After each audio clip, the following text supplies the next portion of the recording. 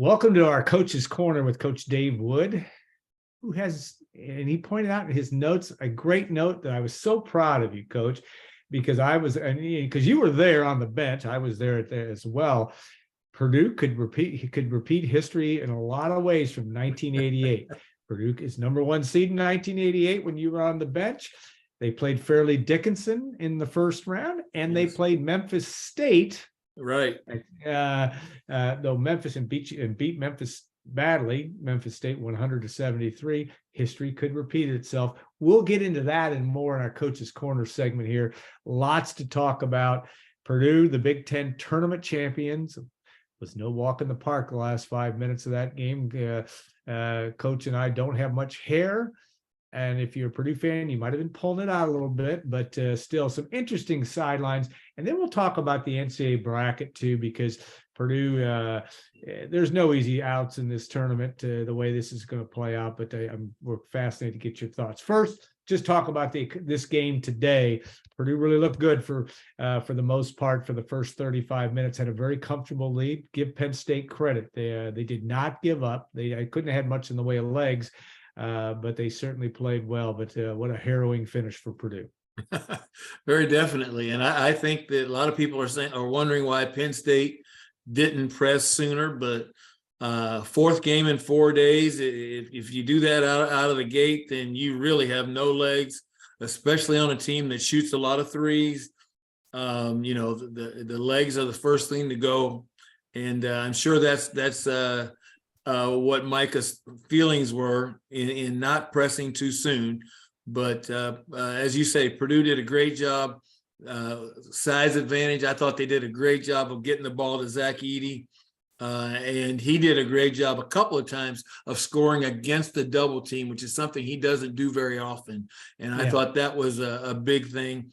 But as I also said in my notes, Purdue's challenges and weaknesses are the same as they were a month ago, and that is handling pressure and being consistent shooting the ball. And they shot it well enough the first 30 minutes and then didn't shoot it from the line, didn't shoot it from the field for that last 5 minutes. And all of a sudden a game that looked like it was going to be a walk in the park to the end got pretty crazy. And I've enjoyed Matt Painter saying that we look like Keystone Cops at times, and I know they work on it, but kids have got to make good decisions against those presses. Well, you look about that, and Matt said on CBS, just pass. It's not that hard, folks. Just pass and catch the basketball.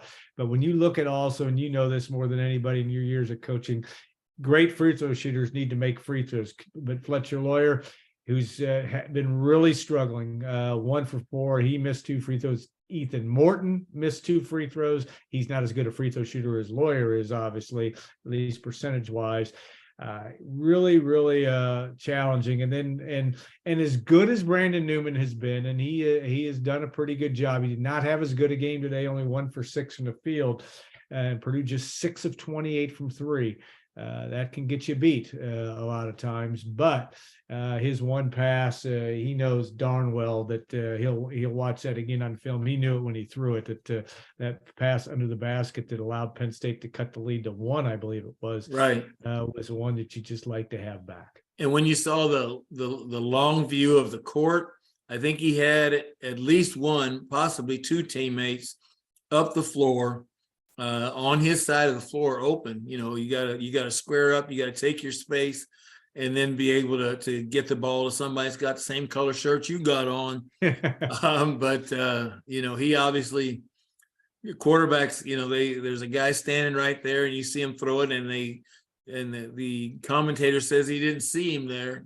He didn't see that defender. Well, Brandon obviously didn't see that defender because he threw the ball right to him and created a really, really difficult ending for the Boilermakers. And yet, like I also said in my notes, who thought in September that Purdue would win the Big Ten by 3 games, win the Big Ten tournament, and get a number 1 seed? There, anybody who says they thought that is lying through their teeth.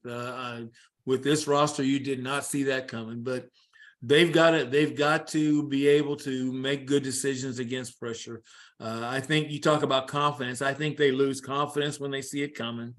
And they've got to attack that pressure vertically, not horizontally, vertically. And that has, casual fans watch them and know that that's been a challenge for them. And they've got to improve that as we go into the NCAA tournament.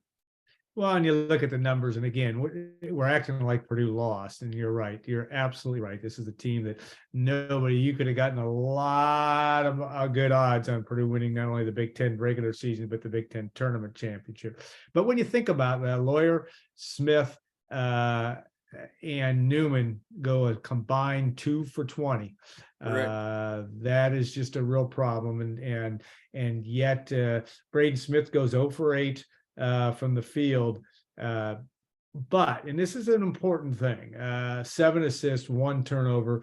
He's still doing a lot of things well. He just didn't make shots. Purdue, like he said, 6 of 28. And yet Penn State wasn't very good. I thought Penn State looked to me like it didn't have much in the way of legs. And that's what surprised me, that when they did press, Purdue really just couldn't execute enough. When you think about Jalen Pickett going 4 for 13, and the fact that Seth Lundy fouled out, before it really got hairy for Purdue, even made it a little bit more surprising.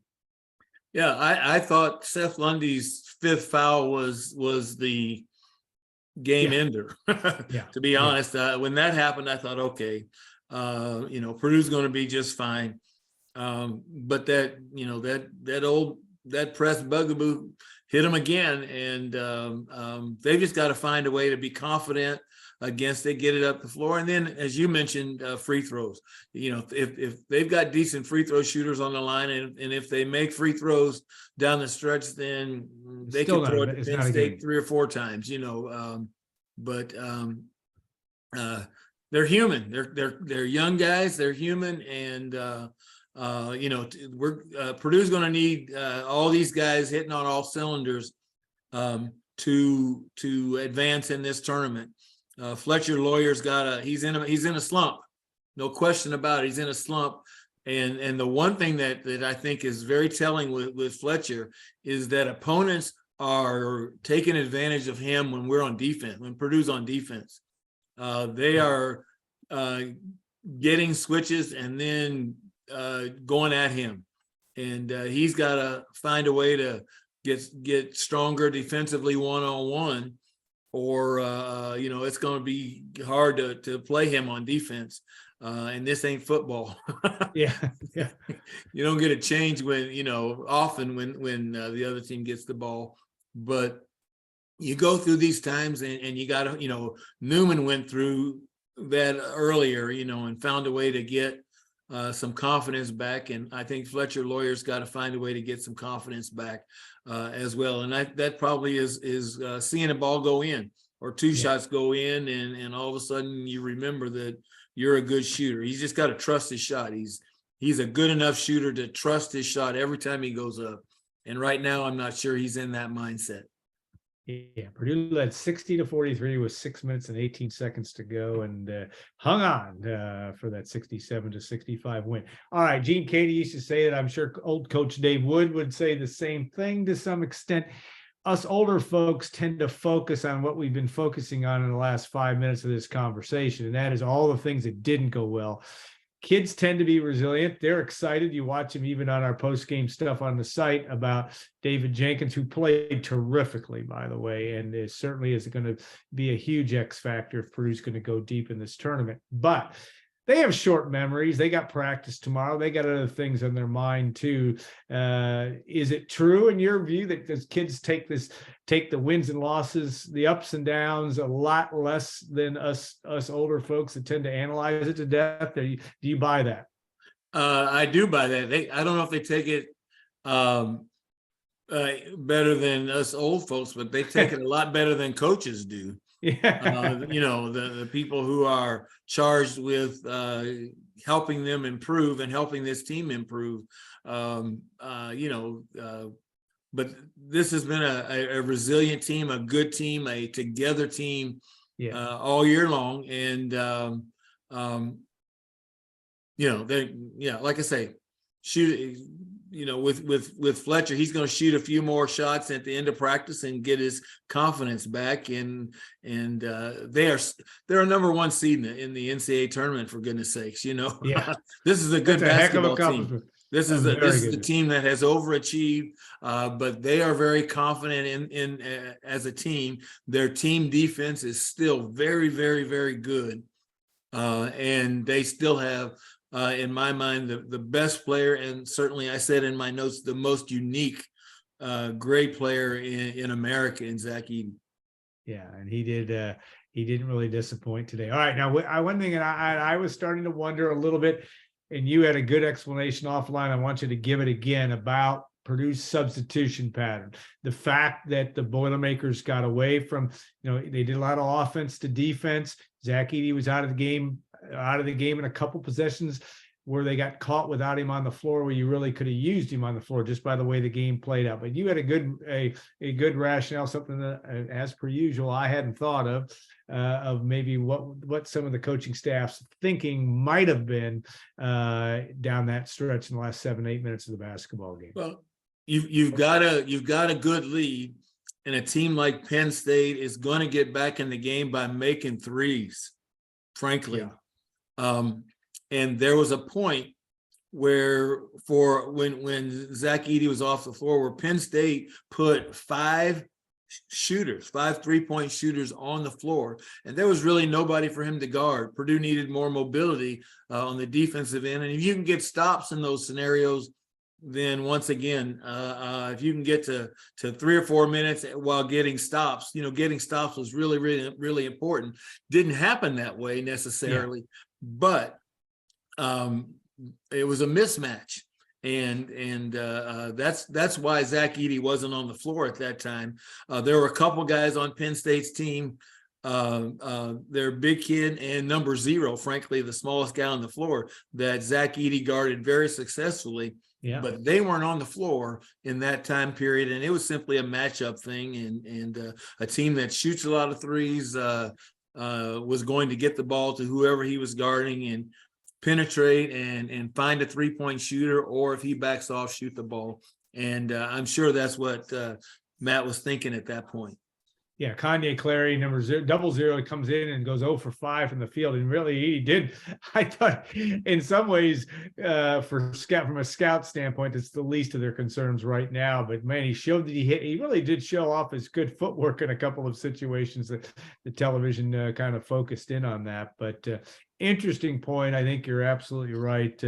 Having upon further review, which is what this show is about, we take a little bit of time and we look back at it and think about it, and that made a lot of sense. And I think that it was an interesting sideline. Okay, you were not expected to be a bracketologist or know every team in this tournament. And yet Purdue's draw, there are some that say it's the murderer's row, but I would argue that in this entire tournament, anybody, if you're Houston, if you're Kansas didn't get to play at Kansas City which I think they were banking on for the Sweet 16. Even Alabama, who is playing very well right now, all of a sudden, you've got tough games. Yes, Purdue has the blue bloods in their bracket with Kentucky and Duke. Though Purdue wouldn't play Duke or either one of those teams till later in the process. But it is an interesting bracket. If Purdue can get past Fairleigh Dickinson and or Texas Southern, who I think Texas Southern comes in with a 14-20 record, they will get a chance in all likelihood at Memphis. But then, the second you say that, for sure, Florida Atlantic will beat Memphis. You just don't know. But talk about Memphis does really create an interesting game. That would be Sunday in Columbus if the Boilermakers get there, just because you've seen them play a couple times. They do bring some things that will be a challenge for Purdue. Well, first of all, my experience was that unless you're a 1 or a 2, when you're a 1 or a 2, once in a while you'll play a team that you are clearly better than. After that first Thursday, Friday, anybody can beat you. And we've seen that. People wonder how Texas State or St. Peter's can beat Kentucky and Purdue. Well, if they can win in one game in the NCAA tournament, they are a really, really good basketball team. There are no bad teams the first weekend. That was my experience. But we've talked before that I think one of Purdue's challenges is playing really athletic teams, and Memphis is a really athletic team. Marquette was a challenge for Purdue. We talked way long time ago that when you looked at the Duke game, the Gonzaga game, and the West Virginia game, that West Virginia gave them the best game in the tournament in Portland because they were, at that time at least, more athletic, longer and more physical. And that's a type of team that I think will challenge Purdue. Now, what helps Purdue is they're going to have to double team Zach-Edey. I'm sorry. There's nobody, I don't think anybody in the country can play him one-on-one and succeed. They're going to foul him. But, can Purdue make shots? Can Purdue, 6 for 28 is not going to win games in the NCAA tournament for very long at all. And so they've got to be able to shoot it. They are a great rebounding team, but teams are going to try to take Zach-Edey away, and the rest of the team has to make him pay. And so that will be, I think, you look at their turnovers and you look at their shooting percentage, and you're going to see whether Purdue is successful in this tournament. Yeah, only 7 turnovers today, but about 4 or 5 of them in the last 5 minutes, and that was a challenge as well. Memphis will come in at 26-8, of course, coached by Penny Hardaway. They've got a couple big-time scorers, certainly, and Kendrick Davis, I think, averages almost 23 points a game, and DeAndre Williams at almost 18 points a game. Again, like you said and well stated, everybody's dangerous, and that part is so true. Yeah, so, and if that comes about, who's going to control, who's going to dictate, not control, who's going to dictate the tempo of the game? That's going to be interesting if that becomes a matchup as well. Yeah, I thought, today Purdue really, like I said, had, for the most part, had Penn State at arm's length for most of the game. They really did a good job. And I think Penn State initially, I would argue that Jalen Pickett certainly did not have as big a game, and that might have been because of 4 games in 4 days, as good as he's been all year. That is the nature of the tournament, and that's why we all love it and loathe it at the same time, just because there's nothing quite like it, especially if you're an unaffected, you don't really care who wins. It's a lot of fun to watch when you watch a team that you're very passionate about. Of course, people watching and listening to this are passionate about the Boilermakers. It can be a little bit challenging. Down the road, like you said, Marquette and Purdue doesn't need to worry about this at all. You've got Duke and Tennessee, Kentucky, Marquette, a team Purdue's already beaten. It's a good region. And another thing, it's an interesting thing, again, that I worry about, the coaches aren't going to worry about because they're smart enough to take it one game at a time. The fact that Purdue will go from a Friday, Sunday sequence and come back and play, if they get to New York, a Thursday, Saturday in Madison Square Garden. Does any of that matter, Coach? I mean, or if you're Matt Painter, you just worry about getting the ball in bounds for the first time against either Fairleigh Dickinson and Texas Southern? No, I don't think Friday, Sunday, Thursday, Saturday matters at all. No, I think these guys will be excited to play. I think 4 days in a row can take its toll, but there's nobody in the NCAA tournament playing 4 days in a row. There's at least an off day in between, and so these guys are in good shape. They've worked really hard. I don't really see that as being much of a factor here at all. All right. Well, we will talk to you next Sunday, hopefully, if you're a Purdue fan. Hopefully it'll be Purdue advancing the Sweet 16, or it will be our season closing edition. I don't know, but we'll do that as we look at all these games from the next period of time leading into the as this tournament continues to progress, Sweet 16 and then to the Final Four. So, Coach, thanks so much. Always good stuff. We appreciate your reasoned insight into what was this kind of a crazy finish, but I guess it's the definition of all's well that ends well. Purdue wins its second ever Big Ten tournament championship. It's the first time that Purdue has ever won the Big Ten regular season. and the Big Ten tournament in the same year. That's quite an accomplishment in its own right. And Ross-Ade certainly showed again that he is one of the most, like you said in your notes, one of the most unique players, but certainly one of the top players that you could probably put him on a short list of some of the most dominating players in the Big Ten over the last 25 or 30 years. No question at all. And hopefully he catches the ball a lot in these next 2, 3, maybe 6 games, catches it because he knows what to do with it when he gets it, for sure. All right. Thanks again, Coach. We'll look forward to talking to you again. And we'll see all of you. All of you, thank you for taking the time to watch and digest our materials. As Brian Newbert always says, we appreciate that too. So have a great rest of your week, and we'll look forward to, and it's Friday, 6:50 p.m. Purdue takes on either Fairleigh Dickinson or Texas Southern in the first round of the NCAA tournament. We'll talk to you then. Thanks.